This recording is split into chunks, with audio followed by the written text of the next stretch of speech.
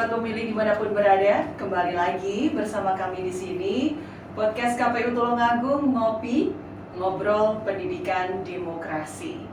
Dan alhamdulillah untuk kesempatan kali ini kita bersama dengan salah satu anggota KPU Kabupaten Tulungagung, yaitu Mas Jantur Noga Iswantoro, yang luar biasa. Beliaunya semangatnya luar biasa, dan pastinya Anda juga harus bersemangat dong dalam podcast kita kali ini. Pastikan Anda sudah subscribe dan juga like plus komen ya di podcastnya KPU Kabupaten Tulungagung ini, khususnya di Ngopi. Apa kabar Mas Jantur? Alhamdulillah baik, Pak. Sehat ya? Alhamdulillah. Iya. Harus semangat dan terus semangat ya. Semangat terus. Kita itu generasi Z, jadi pantang untuk tidak semangat.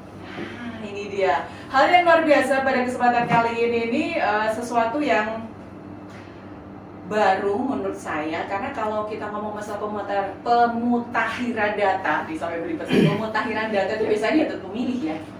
Iya. Iya kan gitu ya. Tapi kali ini nih kita ngobrolin tentang pemutahiran data parpol dan penghapusan data keanggotaan parpol.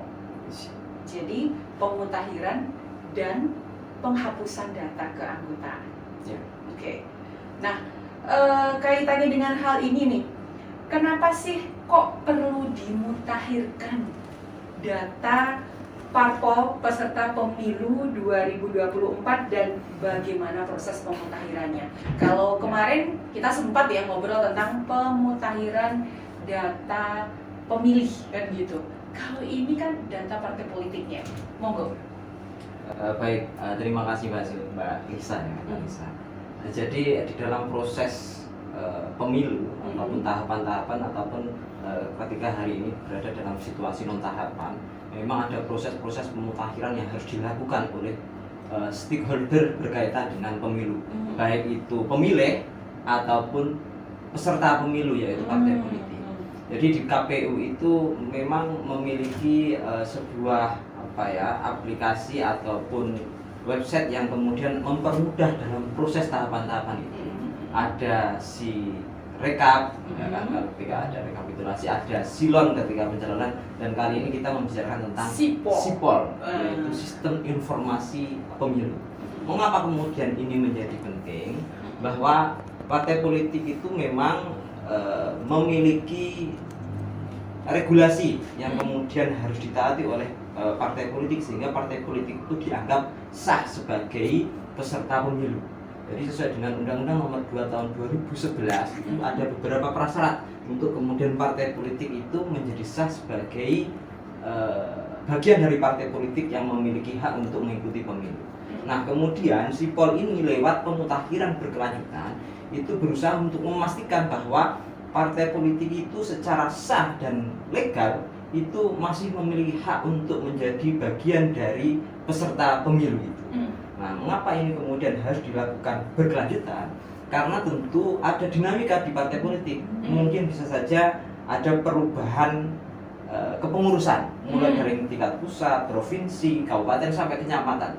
Kemudian ada juga mungkin ada proses pengkaderan, sehingga ada tambahan anggota partai. Itu juga dilakukan tabulasi di sipol ini, sehingga ini menjadi penting agar kemudian kita sama-sama tahu bahwa partai politik itu yang pertama secara legal memiliki keabsahan untuk menjadi peserta pemilu. Yang kedua, kita juga bisa menjadi tahu bahwa partai politik ini benar-benar hidup dan tetap melakukan dinamika-dinamika begitu. Kira-kira begitu. Nah, memang sih seperti kita data pemilih juga, sipol ini juga pastinya yang masuk dalam keanggotaan partai kan tidak selamanya hidup ya. Iya, betul. Jadi kalau mereka meninggal dan sebagainya, tapi masih namanya tercatat di situ, itu juga salah satu hal yang harus dikeluarkan gitu ya, juga ya, betul. Mas Jantur ya.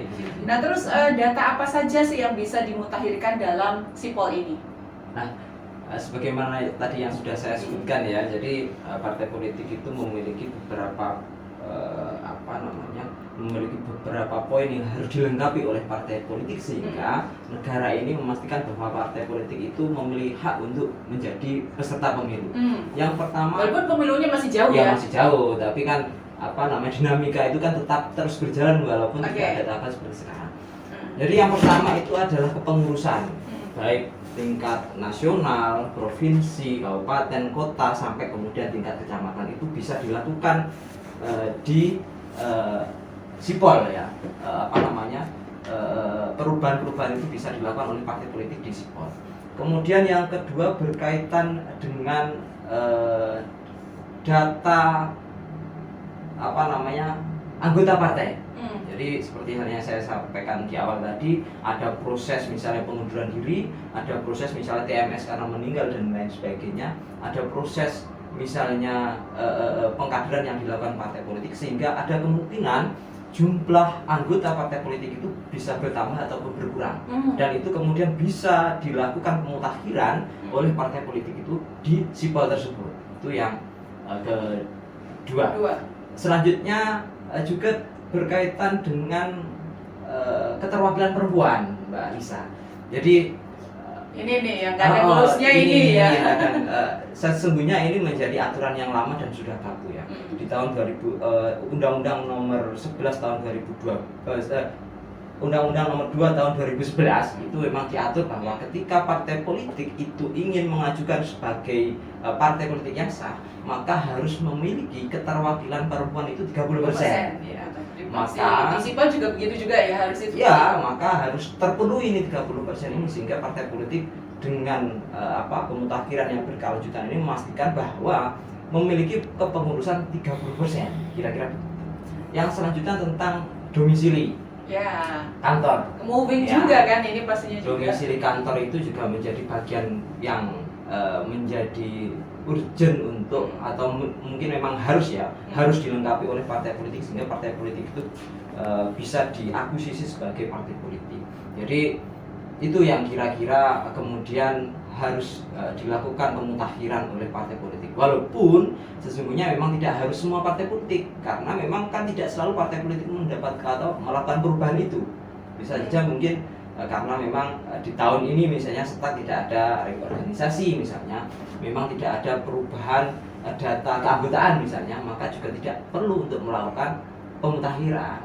Tapi dalam teknis pedoman yang kita terima lewat KPU RI, partai politik yang ada perubahan itu maka berkewajiban melakukan pemutakhiran selama 1 semester. Jadi 1 tahun itu ada 2 kali proses pemutakhiran itu. Jadi pemutakhiran itu dilakukan per semester. Kira-kira begitu. Nah, cara pemutakhirannya, kalau data pemilih kan kita mungkin ada ya di Spenduk kan kayak gitu. Kalau data dari parpol ini, apakah KPU mendatangi setiap partai politik yang ada di Kabupaten Tulungagung atau mereka melaporkannya terus seperti apa begitu? Ya, tentu tidak ya, karena sipol ini kan merupakan alat bantu agar proses ini menjadi efektif dan efisien. Sehingga perubahan yang dilakukan oleh partai politik itu ya cukup lewat sipol itu. Jadi lewat kantor masing-masing, karena yang memegang sipol itu kan ada kita sebagai penyelenggara dan partai politik sebagai peserta. Nah, dalam hal ini partai politik itu bisa melakukan perubahan itu lewat kantor masing-masing menggunakan sistem informasi partai politik ini, yaitu sipol itu. Sehingga saya kira ini menjadi mempermudah kita semua lah, kira-kira begitu, menjadi efektif dan efisien. Efektif karena memang secara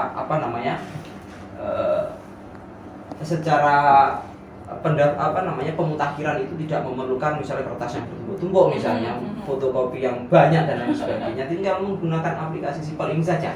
Kemudian menjadi efisien karena ya lebih simpel ya. Lebih simpel. Tinggal klik-klik gitu aja ya. Nah, tapi nih Mas Yantor, hal yang simpel itu juga bisa disalahgunakan oleh kita nggak ini ya. Tapi kenyataannya ada beberapa nama masyarakat yang masuk dalam data itu padahal bukan anggota dan sebagainya. Hal itu kan terjadi. Nah, mungkin ini diantara kita nih sahabat pemilih juga karena mungkin nggak mendekati tahapan abai dengan hal ini. Ya. Nah, bagaimana dengan pencatutan nama?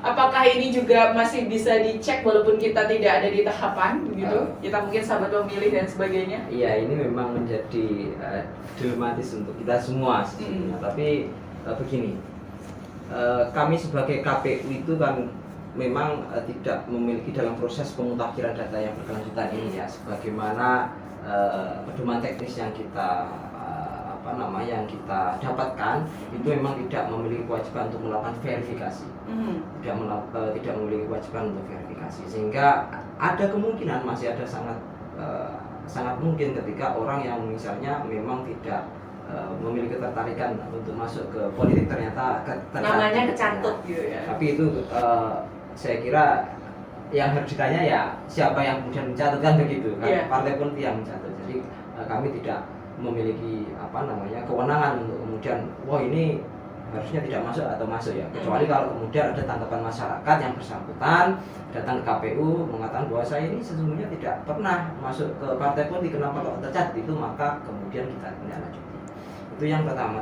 Yang kedua, sesungguhnya masyarakat itu ya harus fair kalau menurut saya ya harus fair. Fairnya gimana nih maksudnya? Ada beberapa orang yang saya tahu sesungguhnya itu masuk di partai politik dan dengan kesukarelaannya.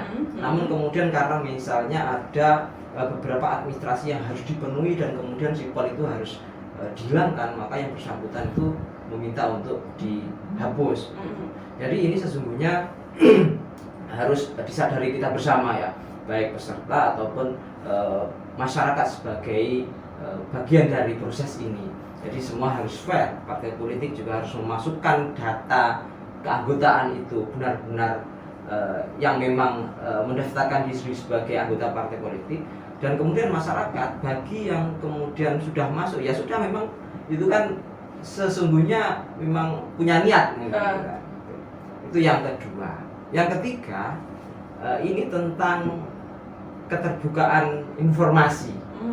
Saya melihat masyarakat itu, mohon maaf ini saya tidak menjustifikasi, tapi saya bisa melihat di media sosial misalnya ada banyak orang yang masih tidak aware terhadap privasinya begitu.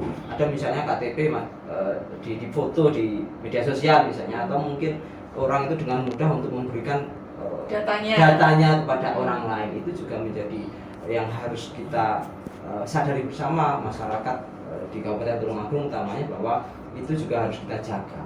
Kita saja di KPU Kabupaten Tulungagung itu sangat berhati-hati.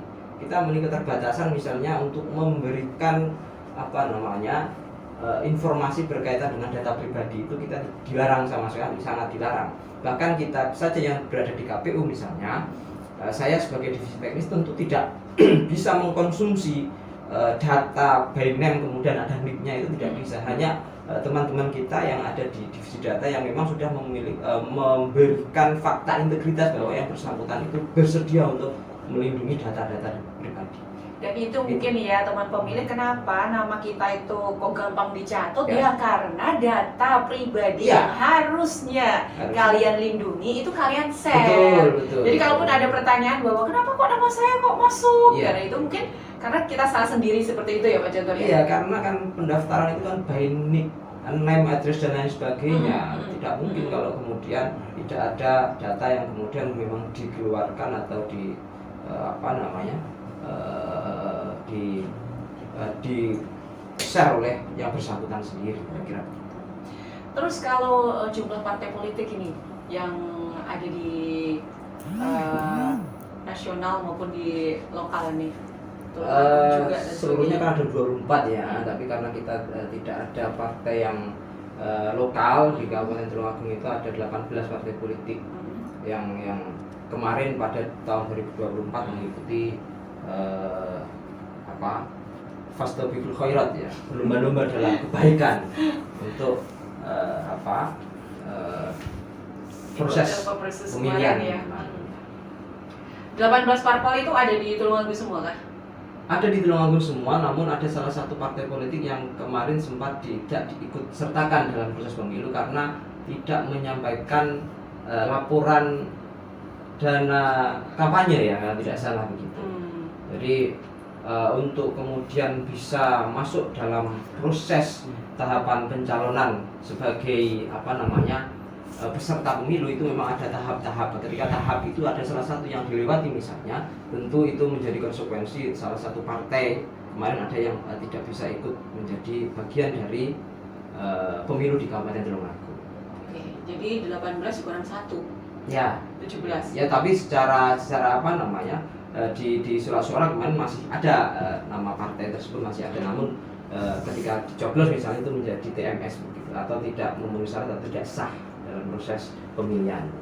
Oke, kaitannya dengan peserta partai politik baru ini ada nggak?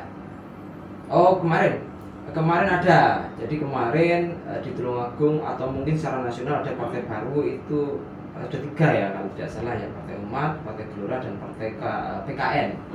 Itu juga kemarin di Tulungagung juga sempat dilakukan verifikasi faktual dan kemudian juga menjadi bagian dari peserta pemilu yang ada di Kabupaten Tulungagung. Agak lompat sih teman pemilih, tapi ini hal penting nih.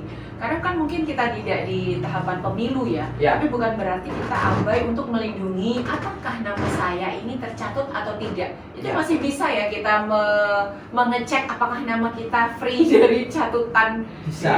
Masih bisa ya, walaupun kita tidak di tahapan ini Pak. Ya, bisa. Sesungguhnya masih bisa. Jadi dalam sistem informasi yang dimiliki oleh KPU itu memungkinkan setiap orang itu untuk mengucap apakah yang bersangkutan itu menjadi bagian dari keanggotaan partai politik. Itu ada di info pemilu.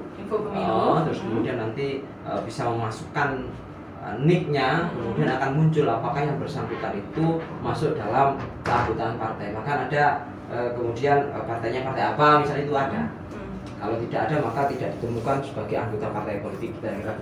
Walaupun sebenarnya tadi sudah dijawab juga sama Mas Yontur ya bahwa kalaupun nanti kecatut namanya tinggal datang saja ke KPU dan sebagainya gitu saja sih, sesimpel itu sebenarnya ya. Iya, betul. Jadi sesimpel itu. Tapi ini adalah hal yang patut untuk kita cek dan recheck ya untuk sahabat pemilih, jangan sampai Anda kelabakan setelah butuh kan gitu ya. Karena biasanya kan butuhnya kan kalau mau diangkat nih, iya kan, diangkat jadi kan begitu. Nah kalau nggak diangkat atau nggak ada di tahapan itu enggak abai gitu loh. Kaitannya dengan partai politik di Tulungagung sendiri yang ada di Tulungagung tetap care dan aware ya dengan informasi-informasi yang pengen harus disampaikan ke KPU seperti itu. Iya. Jadi begini. Jadi memang maksudnya ada pertemuan rutin kah atau bagaimana begitu? Kalau kita kali ini di dalam masa tahapan tahapan ini memang tidak terlalu intens ya, tapi kemarin kita sempat berkomunikasi secara luring, kita datang ke kantor teman-teman partai politik dan kita sampaikan itu. Tapi begini, bahwa pencatutan nama sebagai anggota partai politik itu kan dilakukan oleh partai politik sendiri ya. Maka kemudian yang berhak untuk mengeluarkan itu ya partai politik.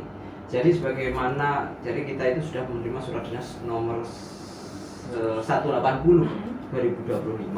Di situ tertera bahwa yang berhak untuk menghapus keanggotaan partai politik ini ya partai politik sendiri ya. Kita hanya memiliki kewajiban untuk melakukan koordinasi, bahwa misalnya ada salah satu orang ke kantor KPU kemudian melakukan laporan masyarakat bahwa yang bersangkutan tidak menjadi bagian partai politik, maka kami catat, kemudian tetap kami akan berkoordinasi dengan partai politik untuk kemudian menghapuskan, kira-kira begitu. Proses penghapusannya itu butuh waktu lama nggak sih? Ya tergantung partai politiknya itu. Tergantung partai politiknya ya. Tapi kalau yang pernah datang untuk ke KPU nih tentang pencatutan nama itu seberapa Mas? Ya ada nggak? Ada banyak. Ketika masa tahapan ada, ketika pasca itu juga ada kemarin. Dan saya kira ya tidak terlalu lama. Jadi ya 1-2 hari bisa terhapus lah gitu, kira-kira gitu. Oke. Ya teman pemilih, hal yang menarik sekali ya, sekali lagi nih untuk yang mungkin bingung juga namaku ada nggak ya, karena mungkin dulu pernah sebagai korban pencatutan gitu ya, tapi selang beberapa hari langsung hilang. Tapi kan hal itu bisa saja terjadi kembali kan begitu dan berulang, karena juga banyak di antara kita ini yang sekali lagi data seperti ini tuh abai. Akhirnya saat butuh gelabakan dan pengen cepat kan nggak mungkin bisa gitu ya, karena kan itu sistem ini kan nasional servernya kan. Nah sebenarnya pengen lagi ngobrol ya, tapi karena mungkin keterbatasan waktu kita, kaitannya mungkin dengan perbincangan kita kaitannya dengan pemutakhiran data parpol dan penghapusan data keanggotaan parpol nih. Mungkin bisa disampaikan sebagai closing statement untuk semua teman pemilih dan juga partai politik nih, yang juga bisa nyimak ya, apalagi yang di Tulungagung ini. Ya, ini closing statement gitu ya. Baik, untuk masyarakat Kabupaten Tulungagung, yang pertama ingin saya sampaikan bahwa tercatutnya Anda di dalam keanggotaan partai masih bisa dihapuskan dengan cara Anda bisa mengecek apakah Bapak Ibu sekalian menjadi bagian anggota partai politik di info pemilu ya.